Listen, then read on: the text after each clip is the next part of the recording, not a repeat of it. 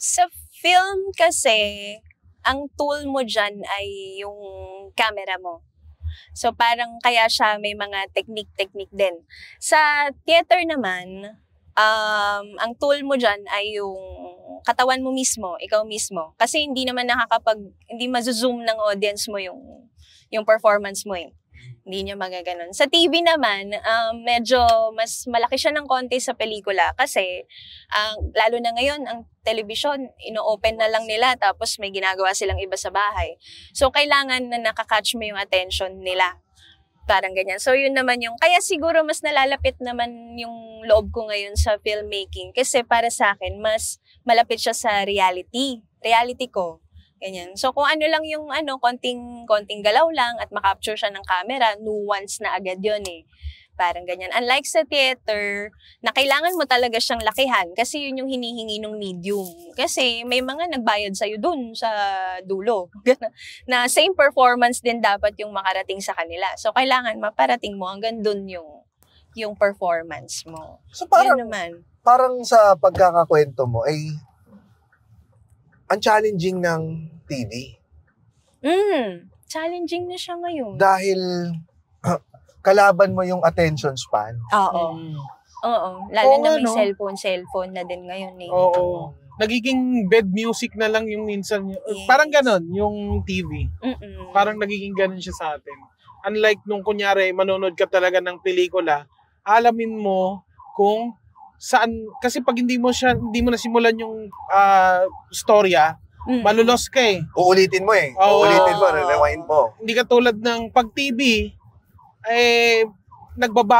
palaging nagbabago yung kwento kada araw. Yes. Magandang punto yun kasi pag totoo nga, pag sa episodes, pag sa series, sa TV, pwede mo pang makuha ulit yung context ng susunod na episode eh. Kasi meron silang recap eh. Meron.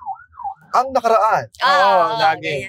Sa Wednesday. Kasi palaging nagbabago yung yung storya kada araw. Ever-changing siya. Paano ka nagpe-prepare naman sa role? Kasi nabanggit mo kanina yung nuance. Paano mo nilalagyan or na iisip? Nabubuo yung isang character. Oo, nabubuo isang character. Sige, bigyan mo nga kami, kunyari, dun sa OTJ, anong pangalan mo? Melay. Melay. Paano mo binuo si Melay? Ano naman yun, kuya? Parang minsan makikita mo na siya sa script kung paano siya sinulat. Tapos, syempre, iba na yung preparation mo doon pag in-analyze mo na yung script, kung paano siya sumagot sa mga ibang characters, ganyan, kung ano mga words na ginagamit niya, nagmumura ba siya sa script, ganyan. Minsan doon pa lang may mabubuo ka na. Pero pagdating mo ng set, pwedeng maiba pa kasi yun, pwedeng madagdagan, pwedeng mabawasan. Kagaya nung itong OTJ, doon ko na lang nalaman sa set na kailangan ko mag-yosi. Hindi siya nakasulat sa script. Pero dahil ang eksena ay parang naka-break kami, break time namin. So, nag-assign ng merong, sige, may nagtututbrush, may nag-yosi break, ganyan. So, ako mag-yosi. So, doon, madadagdagan din na, okay, yung character ko ay stressed na kami doon. So, ibig sabihin, may mga tools akong ginagamit as the character. Kapag stressed ako, nag-yosi ako. Ganyan. So, meron akong outlet ng emotional ng character. So, ilalabas ko yun sa mga ibang eksena, ganyan. Na kunyari, outline ako nung dyaryo, yun yung ginagawa ko eh. So, kung nag-yosi ako, pag nagsistress ako, tapos dito sa eksena na to, ay nagdo-drawing lang ako, pero stress din ako, at di naman ako makakapag-yosi, ano yung pwede kong gawin? Pwedeng finifidget ko yung pencil, mga ganon. Mas ganon na. So, galing mo. Nagaganon na yung pagbuo sa kanya. So, nangyayari din siya habang ginagawa yung pelikula. Hindi ako, never pa ata po yung prepared ako. Tapos pagdating ko sa set, kung ano yung pin-prepare ko, yun yung nagawa ko. Hindi pa. Kasi din talaga, depende din sa director. Depende sa artista. So yun, binuo mo yun, yung may fidget? Minsan hindi na yun nakikita ng camera, pero at least sa sarili ko, alam kong nabuo ko siya, gano'n, no? Nagawa siya nung character. Yung si Melay, paano mo siya ma-describe? Ano siya? Kasi kami nun grupo kami ng mga journalist, tapos ang kwento, yung mga kasamahan namin, nawala sila. Parang ganyan. So parang yung challenge dun sa character is, nagsusulat kayo ng balita, tapos itong time na to, ang sinusulat nyo sa balita, yung mga kasamahan nyo mismo. So parang may ganun na siyang bigat. Oo. So parang ang bigat ng character. Galing ng hugot doon ha. Mm-mm. Kasi kung nandun ka nga sa character mo at nandun ka sa, kumbaga parang sinalil mo na tangin na nangyayari to.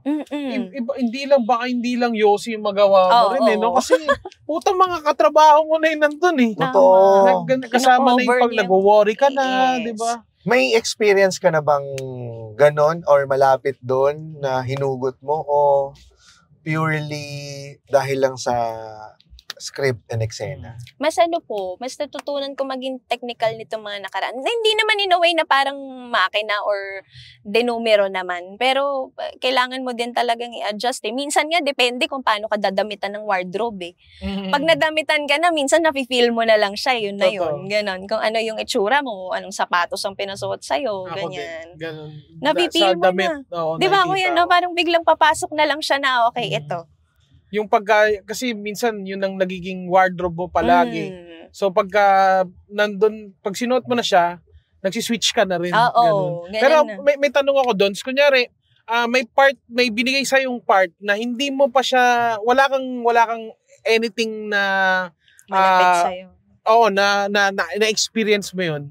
Kumbaga parang talagang totally bago sa yung, kunyari, hindi ka naman nag-Yossi dati pero kailangan mo mag-Yossi. Paano mo siya ginagampanan? Ano naman po, observation. Diyan naman papasok yung pag-observe sa mga tao-tao. Ganyan. Pag minsan may ginagawa po ako na, ewan ko medyo weird, yung grounding. Weird naman yun. Ginagawa mo yun? Ano yung grounding? Ano lang po, term ko lang din siya sa sarili ko, pero parang baka may ibang tawag sa kanya. Pero yung lalabas ka lang, tapos i-immerse mo yung sarili mo sa isang community. Or pupunta ka lang somewhere, ganyan. Tapos wala ka namang trip masyado, kundi mag-observe ka lang ng mga pwedeng, Minsan kasi may mga kasalubong kang tao, tapos sasabihin mo na lang sa sarili mo, yung karakter to. Ganon, karakter kasi to. Kasi bawat tao may karakter di ba? Yun yung minsan i-channel mo na, ay, ganito siya gumalaw. So, ginagaya mo. Meron nga akong napanood, Simon Confiado. Meron siyang, meron siyang role na mangingisda. Ang ginawa daw niya, pupunta siya sa isang lugar kung saan sila mag-shoot. Tumira siya ng 1 buwan ng advance. Tapos, sinubukan niya maging mangingisda. Para pagdating nung shoot nila, nag-blend na siya dun sa lugar. Tapos, alam din niya kung paano, nangisda rin talaga siya. Method acting. Ganun. May ganun siyang ginawa. Ikaw ba, nagme-method ka? O technical, sabi mo technical ka, di ba? Iba kasi na yung kay Kuya, hindi sa level ni Kuya Mon. Kasi, extreme na din talaga yun. Ba't nangisda ka doon na journalist ka eh? Pero gusto ko din, pangarap ko yung mga ganyan na, yung titira ako doon sa mismong community, tapos makikisalamuha hanggang sa mag-immerse na nga ng todo. Pangarap ko may din artista doon sa kwarto ha. Ano ba yun? Kaya mo siya.